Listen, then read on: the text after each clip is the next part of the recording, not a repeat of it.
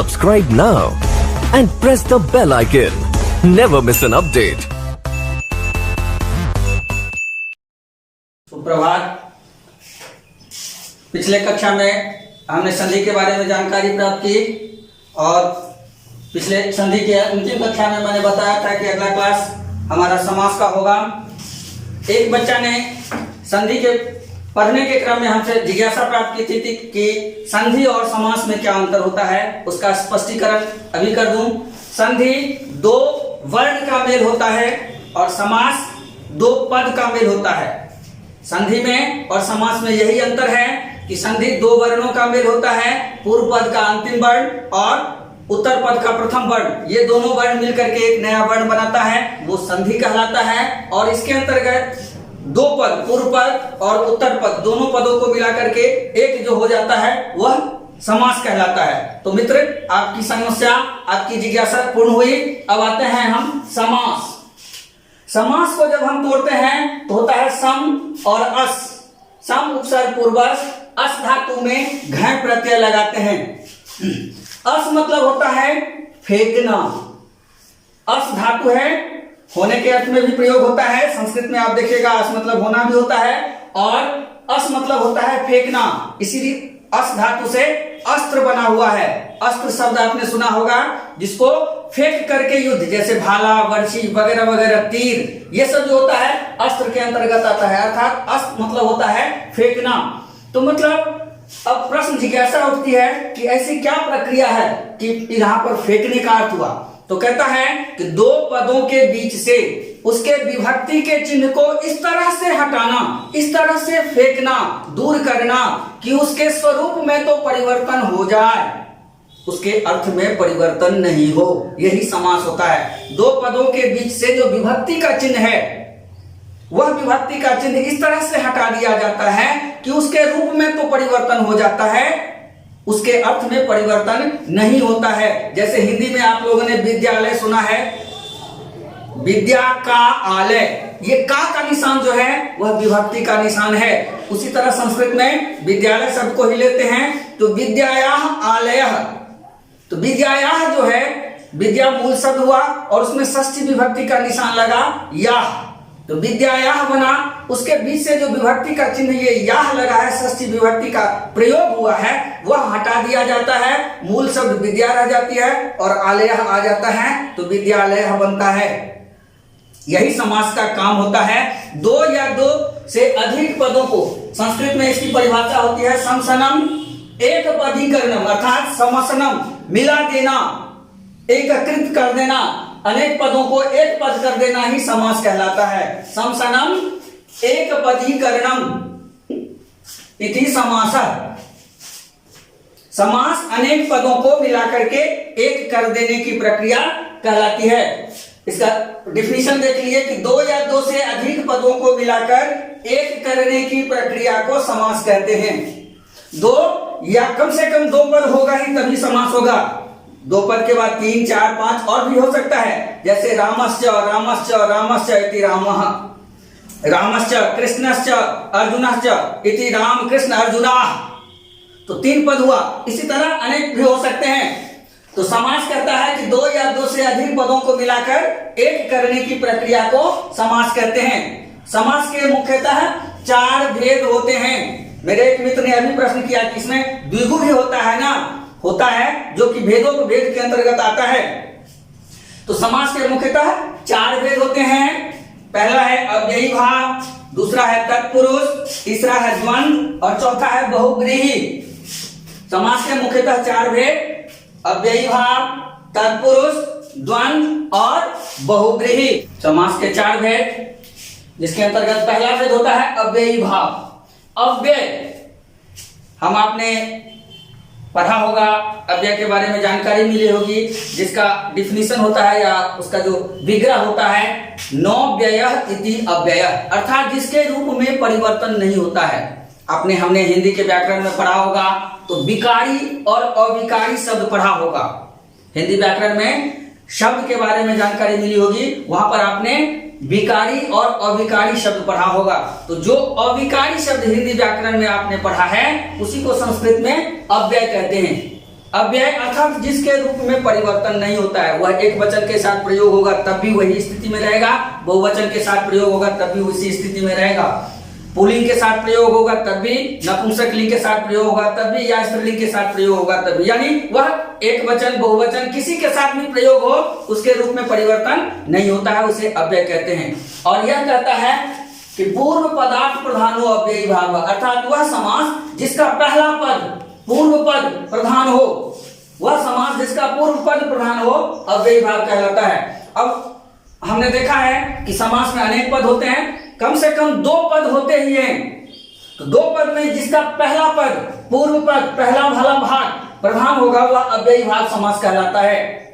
अव्ययी भाव समास के अंतर्गत पूर्व पद होगा प्रधान और उसमें कोई ना कोई अव्यय होगा ही होगा, पूर्व पद में अव्यय होगा ही होगा, जैसे यथा राजा तथा प्रजा, यथा कालः, तो यथा क्या है?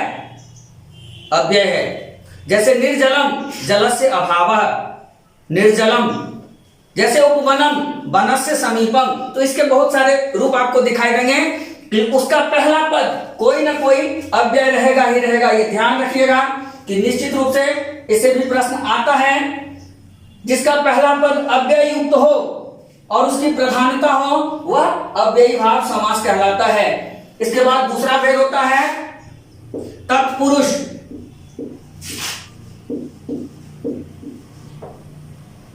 तत्पुरुष समास, तत्पुरुष कहता है उत्तर पद प्रधान हो,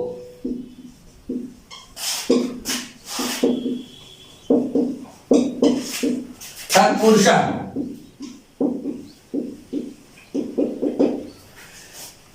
इससे पहले हमने देखा कि पूर्व पद प्रधान है, जिसका पूर्व पद प्रधान है वह अव्ययी भाव होता है। अब आता है उसके ठीक विपरीत जिसका उत्तर पद प्रधान हो, यानी बाद वाला भाग जिसका प्रधान हो उसे तत्पुरुष समास कहते हैं। वह समास जिसका उत्तर पद, यहाँ पर पूर्व पद है, परिभाषा वही है, वह समास जिसका पूर्व पद हो अव्ययी भाव, और वह समास जिसका उत्तर पद, यहाँ पर यदि हम उत्तर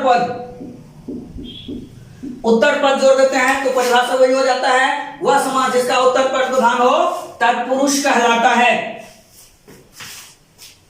डिफिनेशन में कोई ज्यादा अंतर नहीं है, इसीलिए हमने वहां लिखा नहीं है। अब हम आते हैं तत्पुरुष समास के 2 भेद होते हैं।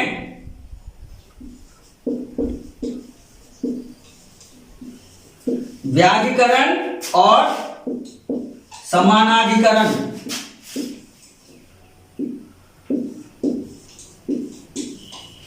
व्याधिकरण तत्पुरुष और समानाधिकरण तत्पुरुष।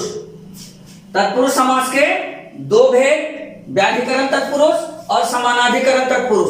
पहला कहता है व्याधिकरण तत्पुरुष, कहता है जिस समास पद के पूर्व पद में भिन्न भिन्न विभक्ति हो, पूर्व पद में और उत्तर पद में, पूर्व पद में यदि प्रथमा विभक्ति है और उत्तर पद में कोई और द्वितीया तृतीया चतुर्थी पंचमी, या उत्तर पद में प्रथमा विभक्ति है, पूर्व पद में प्रथमा द्वितीया तृतीया, यानी दोनों विभक्ति दोनों स्थानों पर भिन्न भिन्न विभक्ति हो, पूर्व पद में जो विभक्ति है और उत्तर पद में अलग विभक्ति है। इसमें खास करके देखा गया है कि उत्तर पद में प्रायः प्रथमा विभक्ति का प्रयोग रहता है और पूर्व पद में द्वितीया तृतीया चतुर्थी पंचमी षष्ठी सप्तमी इसमें से कोई यानी विभक्ति का प्रयोग होता है।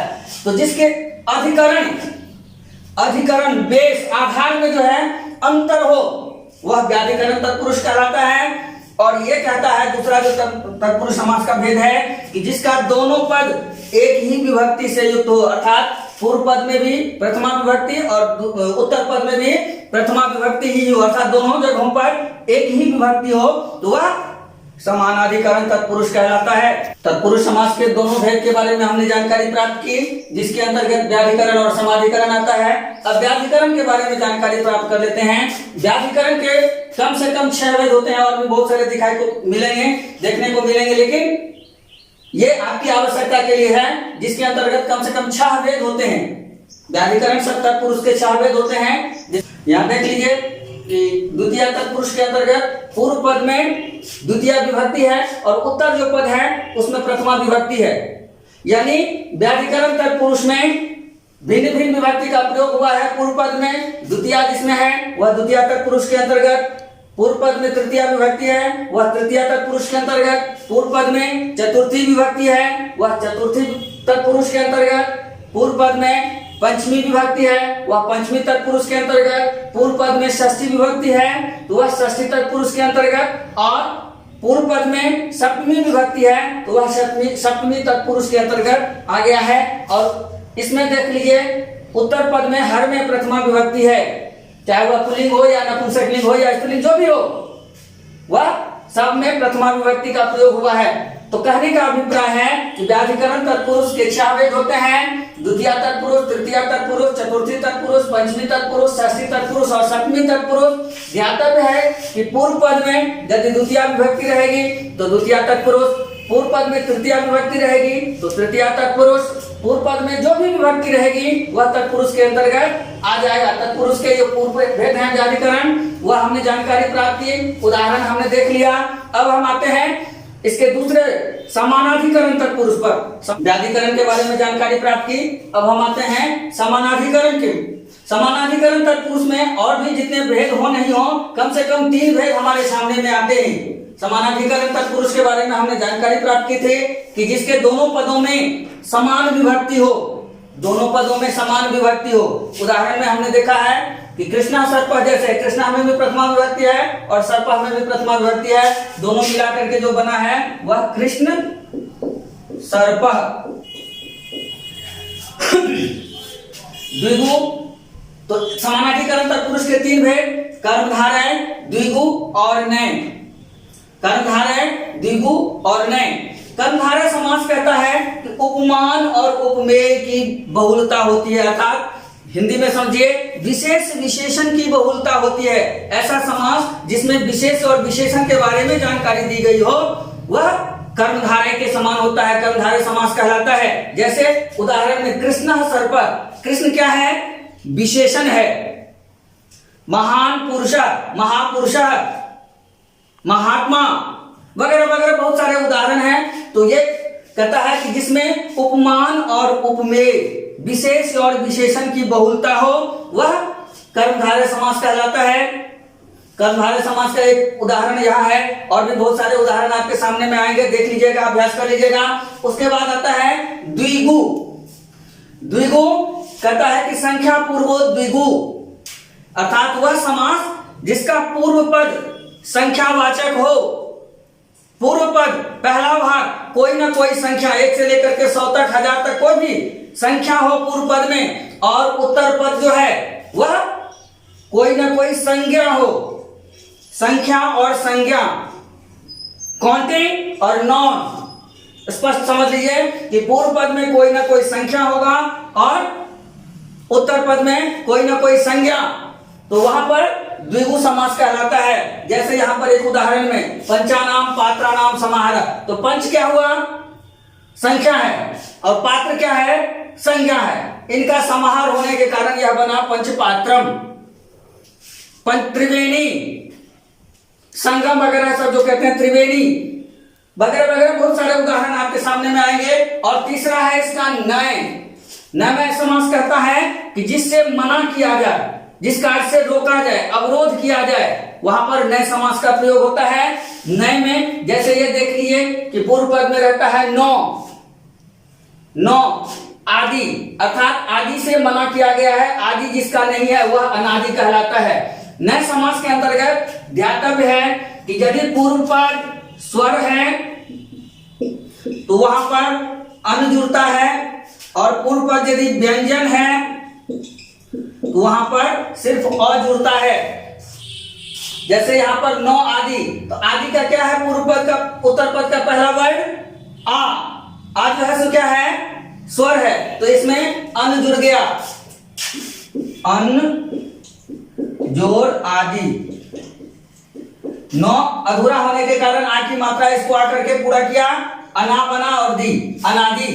और व्यंजन यदि है जैसे नौ मूल, अमूल, नौ मूल अमूल। मूल जो है व्यंजन वर्ण से शुरुआत होने के कारण क्या हुआ? सिर्फ अ जुड़ा। इस तरह हम समानाधिकरण और व्याधिकरण के बारे में जानकारी प्राप्त किए हैं। यदि किसी तरह की समस्या हो, जिज्ञासा हो, तो आप हमसे पूछ सकते हैं। धन्यवाद। आपका दिन मंगलमय हो।